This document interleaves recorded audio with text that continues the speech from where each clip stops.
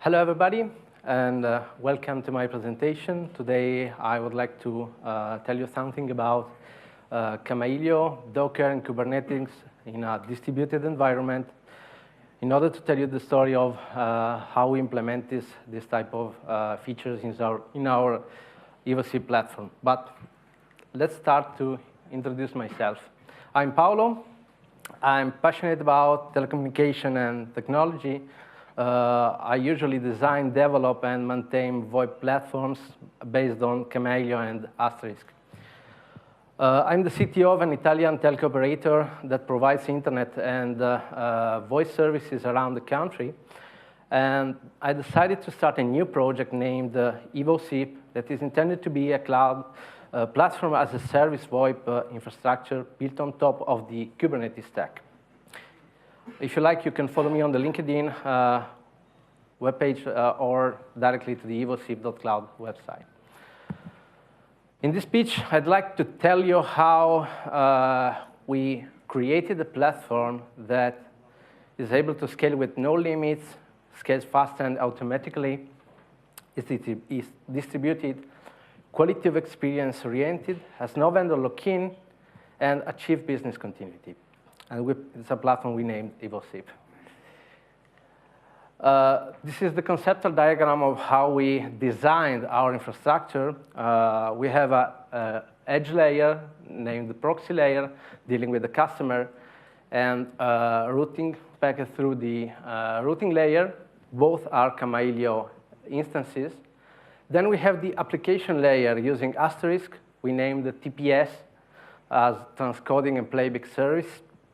We bridge RTP traffic using RTPengine, orchestrated by the routing layer, and every data is handled by an API written in Node.js and Go that handle data and dispatch through the layers, orchestrate the services, and also the infrastructure in terms of the containers and ecosystem.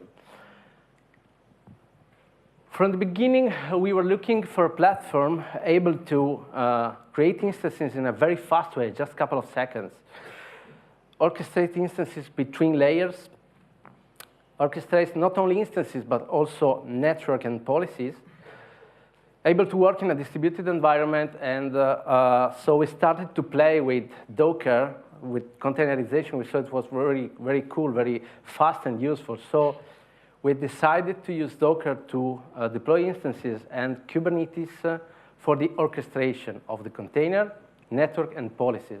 And then we found an optimal stack to start this adventure of creating a really fast and mutational SIP ecosystem based on Kamailio, Asterisk, and RTPengine. If you have used container in a classical way, probably you have noticed something strange about SIP and networking. This is the classical diagram of how container network are dealt. You can see there is a virtual Ethernet interface attached, for example, to the container number 1. And then the virtual Ethernet is attached to a Linux bridge named Docker Zero Bridge that acts as the default gateway. And then Docker does, with IP table, does nothing and port forwarding for the packet flows. Then, how could you use SIP in containers without doing that, without bridging, so avoiding network issues and lack of performance? In our opinion, with MacVLAN. What is MacVLAN? MacVLAN is a network driver for containers that handle directly the Linux network interface or sub-interface without moving without using the network user layer of the Linux kernel. So, for example, if you define an IP tables rule to drop everything, and you have a container using the MacVLAN driver, packets will not be affected inside that container. And thanks to MacVLAN, every instance can have a direct public IP address, if you like, with its own MAC address. It uses also less CPU, so provides better performance. We also decided to split data network for database API messaging to core service network, SIP and RTP.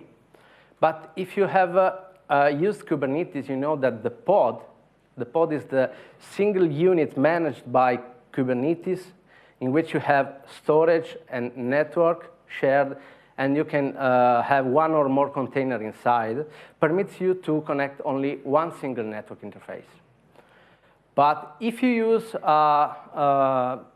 Multus, that is a container network interface plugin, you are able to do it. Multus acts like a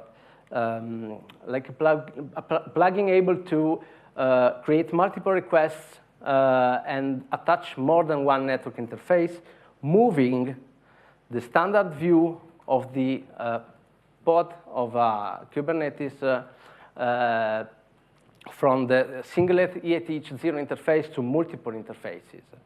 There is also another interesting information about Multus, that you can create objects and put them inside the Kubernetes. These objects you can name network objects and define the network topology of every interface. So, for example, the default gateway, IP range, and also the driver or static routes, and also the driver. So you can have, for example, ETH0 with Multus, with MAC VLAN driver, Net0, for example, bridge, and the Net1 for VXLAN, Net2 another MAC VLAN with another VLAN, and so on. So it's a really useful plugin. But let's move on Kamailio. And containerized services works and scale better with stateless application. So focusing on Kamailio, how to make Kamailio as stateless as possible. We will now focus on some modules: dispatcher, authentication, user location, and dialogues in the end. So we use dispatcher module to route requests from the proxy layer to router layer. As you have figured on the first slide, both are Kamailio instances.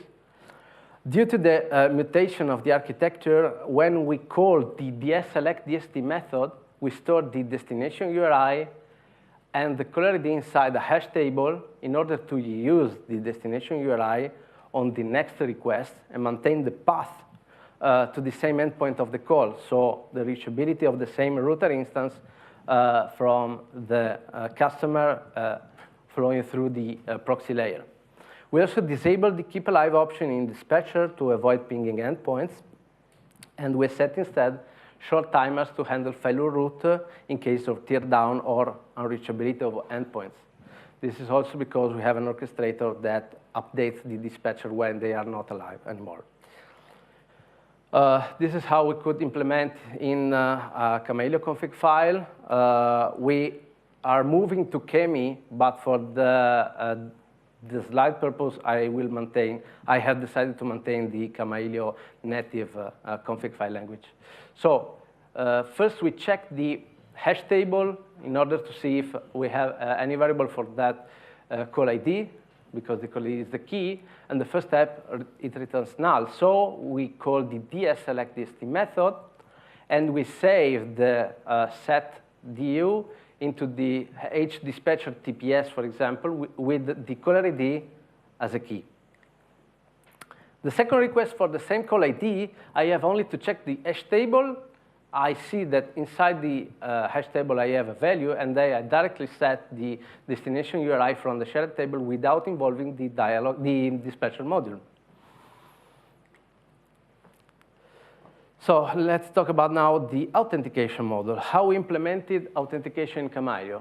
We call an API, the one you have seen in the first slides.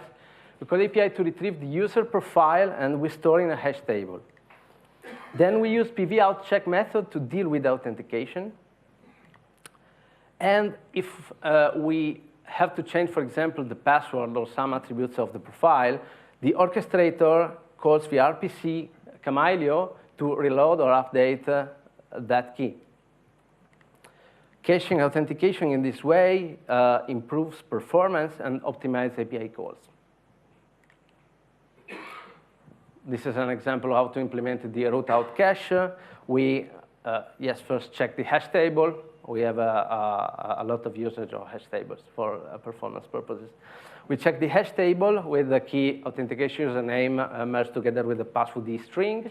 Then we create a GraphQL query because the endpoint uses GraphQL.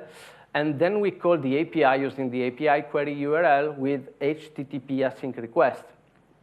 The HTTP async request has a callback root named setPassword that simply set user and password in the hash table authentication. And in the end, we do authentication with PV outcheck. The next time the same authentication is handled, we just check the hash table on the first block, and then we do directly authentication using PV outcheck. We save in memory and share user location using a distributed message queue. But due to the rapid mutation of the architecture and not knowing before the IP addresses, we decided to use a containerized DMQ server based on Kamailio. It's a simple Kamailio instance that loads the default module and just handles the KDMQ messages in the request routes. What about dialogues?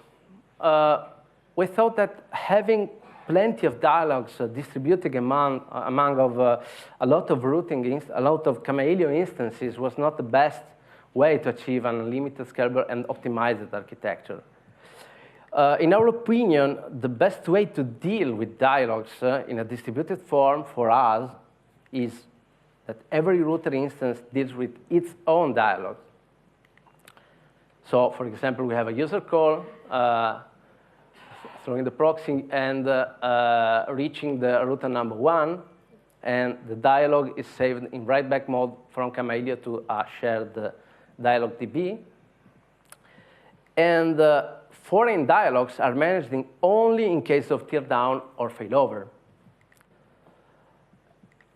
And foreign dialogues have to be managed on demand. So if I have to manage a foreign dialog, I have to fetch the data only for that dialog from the shared DB and to handle the dialog.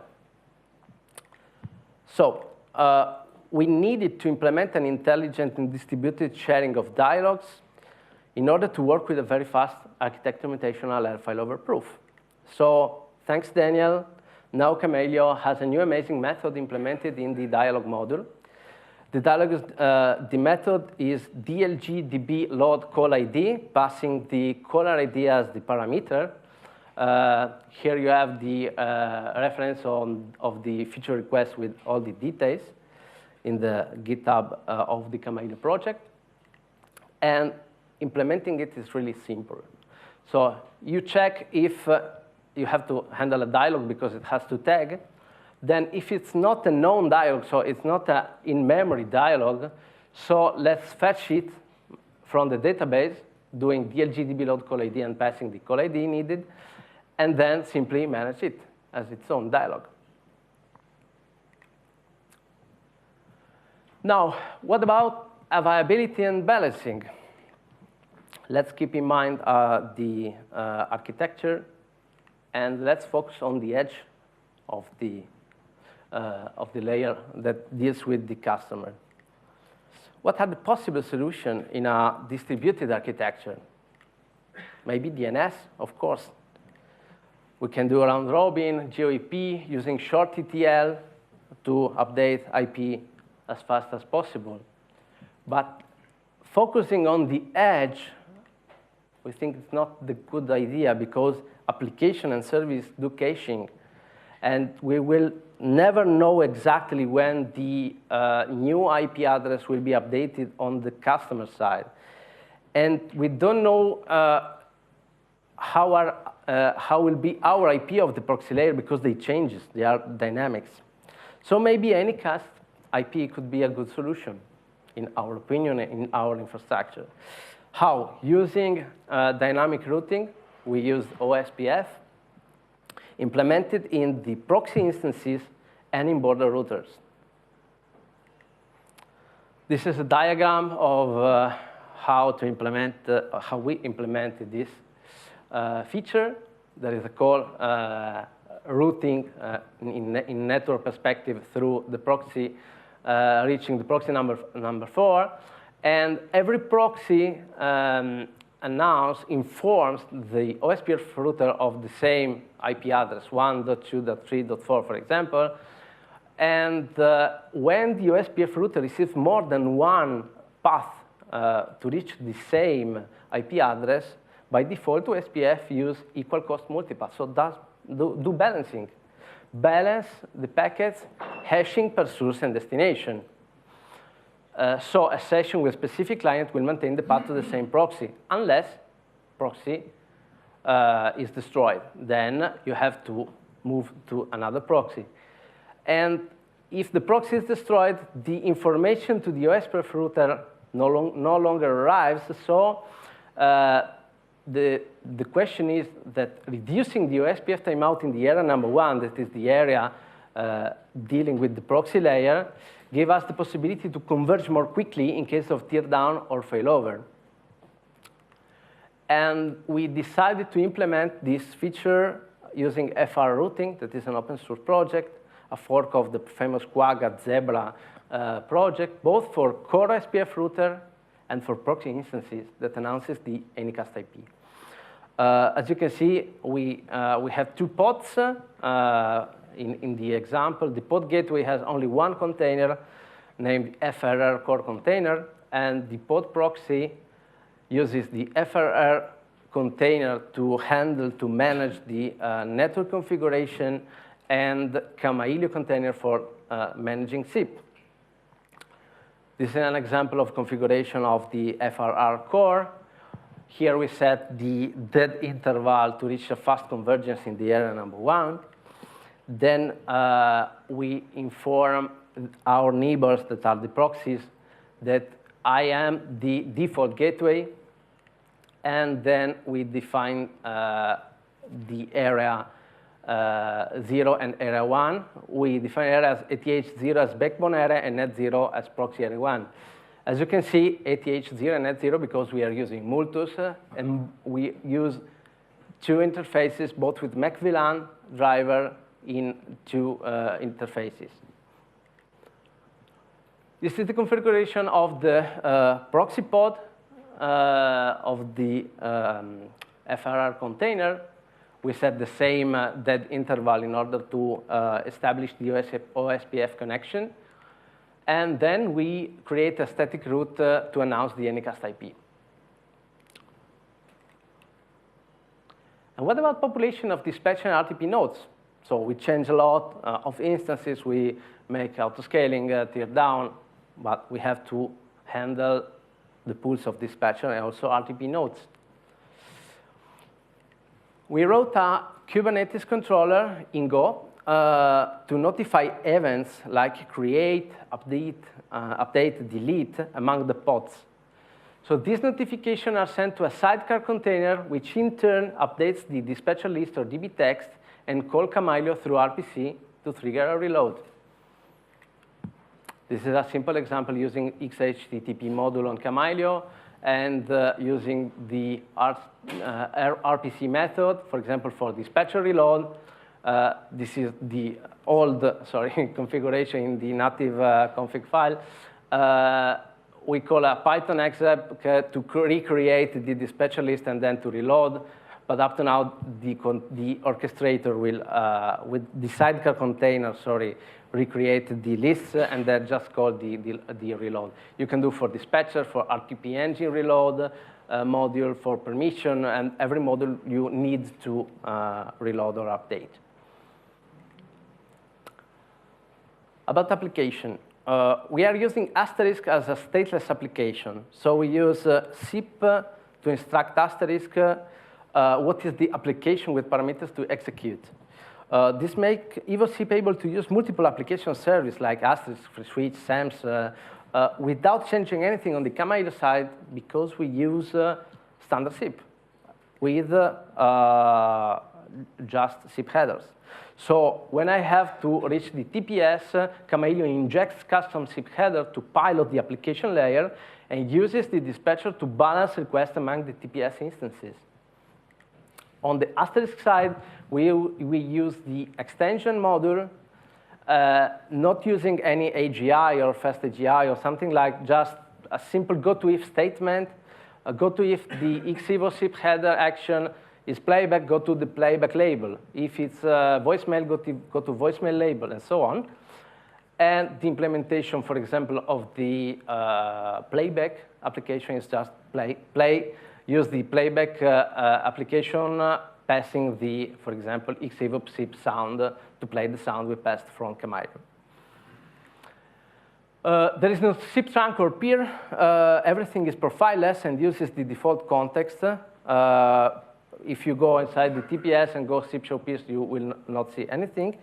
And STP manipulation for about what codec I want to force are made using context command like sec set SIP codec.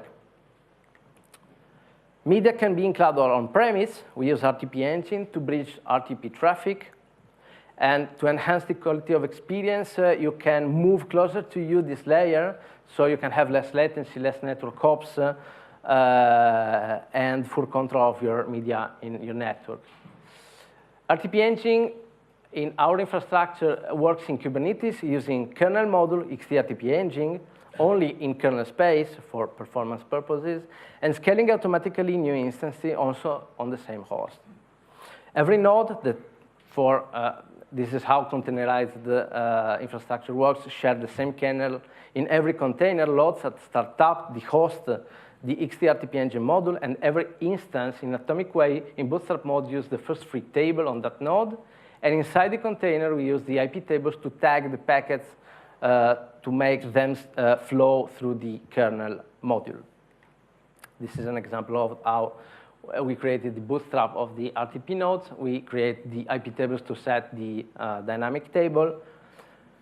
We create the RTPengine conf on demand and then start the binary of RTPengine passing the dynamic table. Let's make a recap. Evosip is a startup project, so ideas, contribution, partnership, and knowledge sharing are really, really welcome. What we focused on up to now, scalability, distribution, quality of experience, and being as stateless as possible.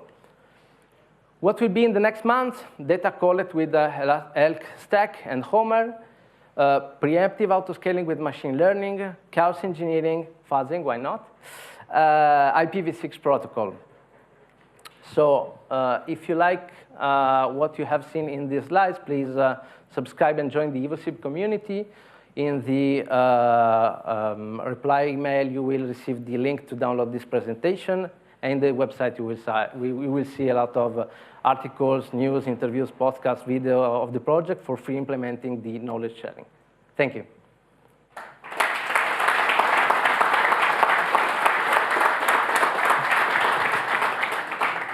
OK, question here already. How do you deal with random rescheduling of pods inside your cluster, inside your Kubernetes cluster, and particularly as it pertains to media? Because I can imagine if a pod that is running your media is rescheduled inside your cluster, you're losing the stream. I don't know if I've understood correctly the question. You are asking me how we reschedule the pods inside the cluster? No, more like, so in our cluster, you know, a node is spun up and a node is going down just at random, you know? This is the nature of how Kubernetes works, right? Yes. So how do you deal with these situations?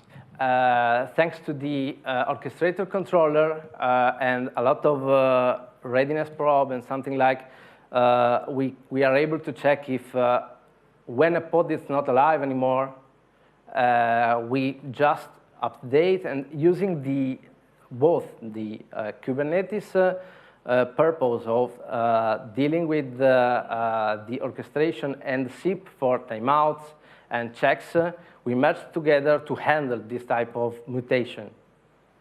I hope I have answered your question.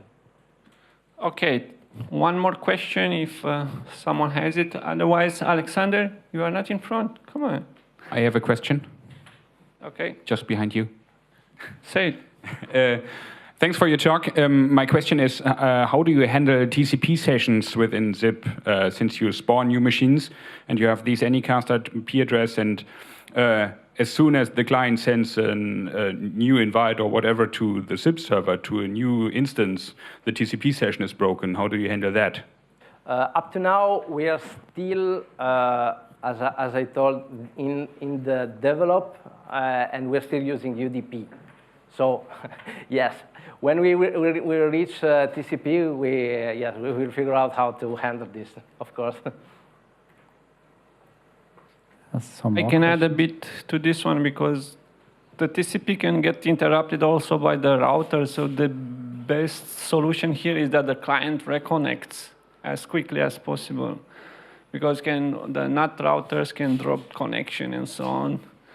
Maybe with TCP it's easier to recover some state, but with TLS, where you have this forward privacy, it's really difficult to switch between any kind of system, the connection. So it's not that easy. Eventually, you can go and have like a proxy in front just for bridging the connections, and then you orchestrate the rest of the platform. But again, here it's better if you have clients that cooperate very well. Thank you, Paolo, and again, very interesting presentation.